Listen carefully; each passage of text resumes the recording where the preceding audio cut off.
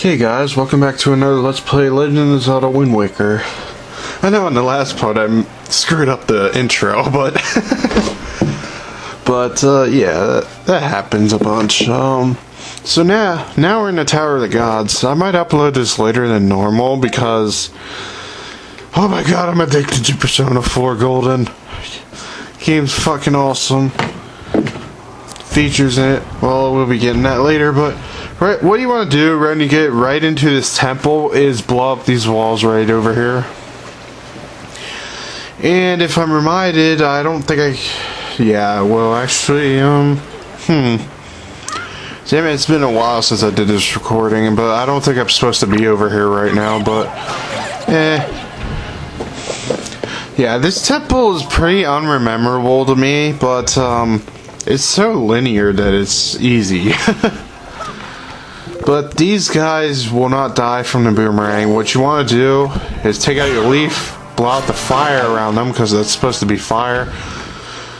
It doesn't really look like it. It just looks like orange stuff. No. Orange magical mist or something like that. Anyways, we got the compass. It actually says that there's another treasure chest in this room, but I'm pretty sure I have an idea what to do to get it, but I can't get to it now. And I'm not gonna say any more than that, because if I do, I'll spoil some stuff. And I don't want to do that again like I did with the freaking second temple. The boomerang incident, that's what I'm gonna call it.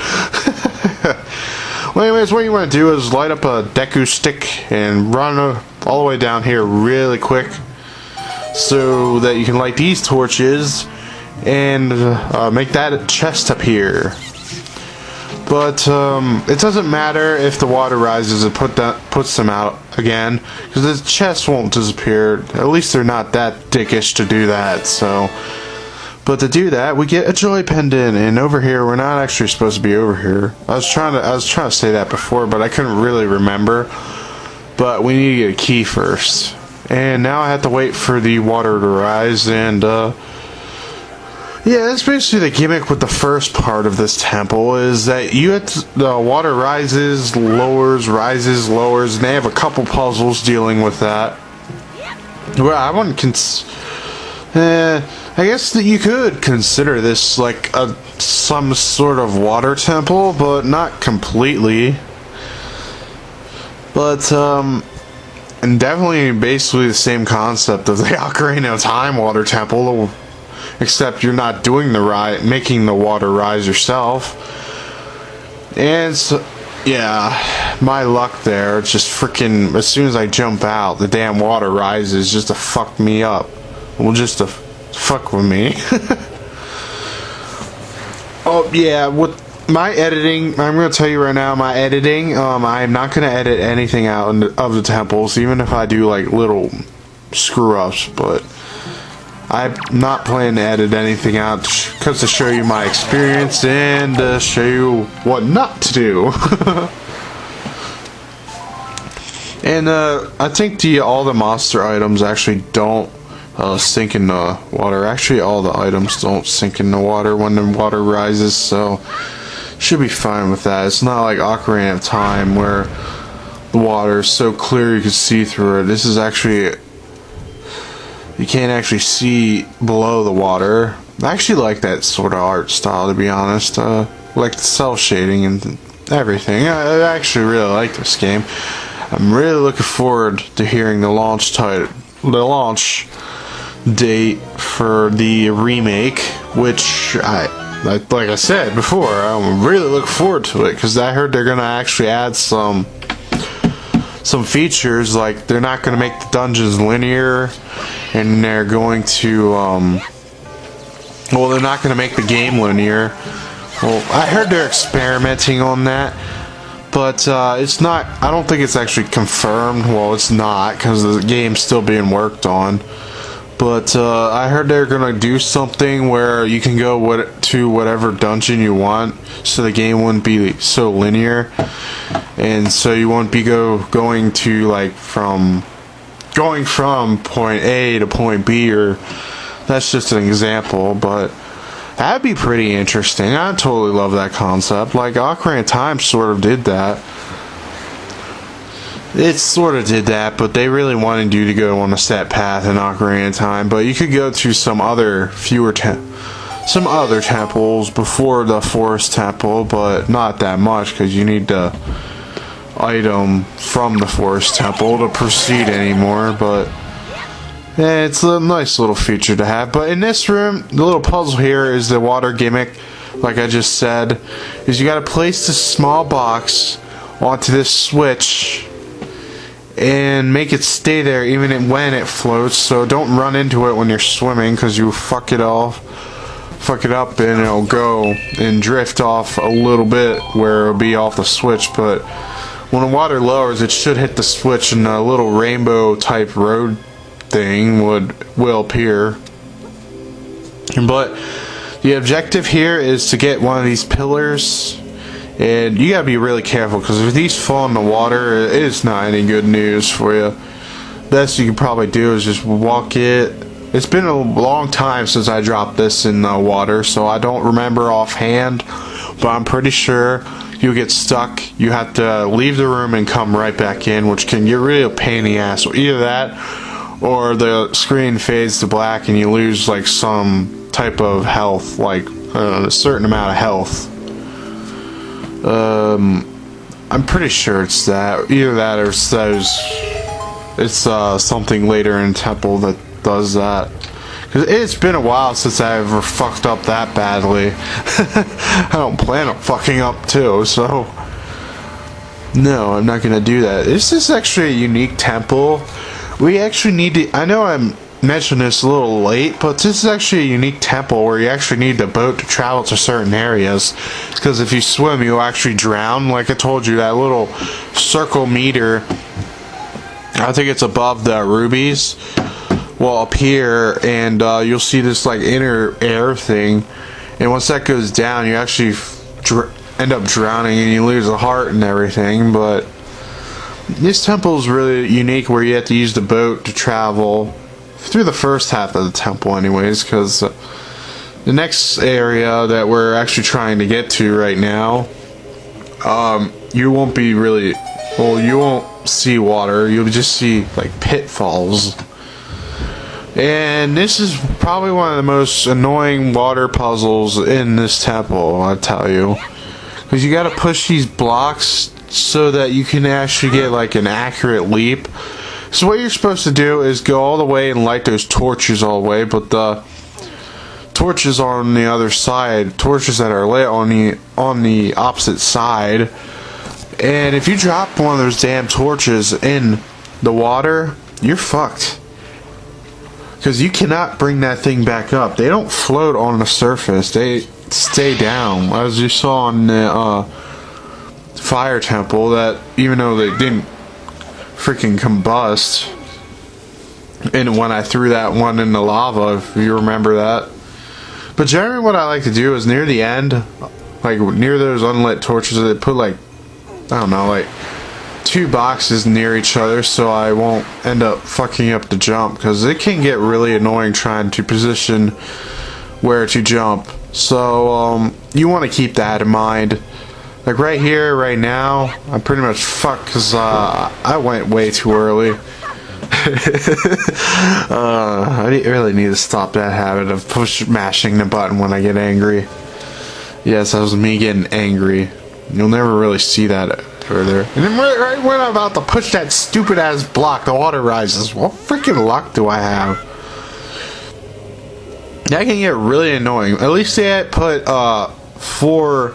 Yeah, I went over there to look, just to check. They put 4 Deku sticks in total in case you fuck up 2 times. They put another set on the opposite side, so you should be fine at that. But if you lose them, if you end up dropping them all down in the water, well, you're basically going to have to do the old trick of walking out and walking right back in to make them respawn in the right area. So with those jumps, you really want to time them really fast, because you can't have air to actually stop. You cannot take your time. You have to do it as quickly as possible, or the water's gonna lower, and when it rises, you're gonna end up dropping a damn Deku stick right back in the water, and you'll fuck up. But meanwhile, after doing that, you get these yellow choo-choos, and I didn't explain this earlier, but these yellow choo-choos will constantly have electricity with them. They don't give you a special chew jelly though, but they have like they have the same jellies as the chews before you. Like they'll have, some of them will have red, and some of them will have green jelly. So I know I was saying that, now I'm thinking of a peanut butter and jelly sandwich for some reason. Oh, damn it. It's near supper time. I'm hungry. I like the little water dripple effect that happens on the wall when the water lowers. It looks really nice to me. Again, I like the art style of this game, but I'm kind of I don't know. The remake, I saw some screenshots. I'm kind of indifferent to that because some aspects of the graphical power, like the graphical updates, and that was me being an idiot, swimming right into him, but some aspects of the graphical updates bothers me. I don't know, it's like, I think it has to do with the lighting. Yeah, the lighting that I saw in some of the screenshots for the remake for the Wii U kind of bothered me, because I like how the lighting is in this game, but I'm talking about the sun. The lighting that is given off by the sun. What I saw from the screenshots, I don't know, it's bothering me the way it is, because I actually like how the sun is, well, how the sun reflects all light in this game than what I saw from the screenshots. But that's just me. That might just be like a beginner's thing, and they're gonna evolve it to a little more depth and do more stuff with the graphics, because you can't judge it by pre-screenshot before the game's actually released. And what the hell, the water rises then lowers right away after I do that shit. Way to dick with me, game. And meanwhile, I'll just kill this bastard because I'm bored. Well, anyways, yes, we're actually proceeding to the next area that is not water related that I was talking about. So we're basically done with the little gimmick here with the water, which is you need to stop that thing from spitting out the water and make it spit out to the side to open up this door over here. And that's the little bubble I was talking about above the key numbers, is that it gets to a certain point, it'll start like glowing red, like blinking red or something when you're about to drown, so it gives you an indication.